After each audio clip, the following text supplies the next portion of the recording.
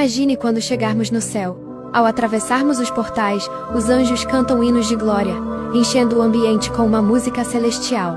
As ruas de ouro reluzem sob nossos pés, e ao nosso redor a árvore da vida, com seus magníficos frutos.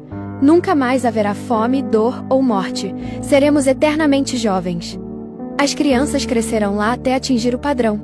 O céu será um lugar de aprendizagem infinito. Estudaremos o mistério da criação e do amor de Deus. Nossos corpos serão perfeitos, sem cansaço ou doença.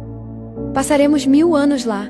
Depois desceremos juntos na Nova Jerusalém, e a nova terra será nosso eterno lar. Viveremos em harmonia com os animais, que serão mansos e pacíficos. Trabalharemos sim, mas de forma agradável, sem fadiga, construindo casas e plantando vinhas, explorando as maravilhas da criação. Deus habitará entre nós. Você deseja estar na eternidade?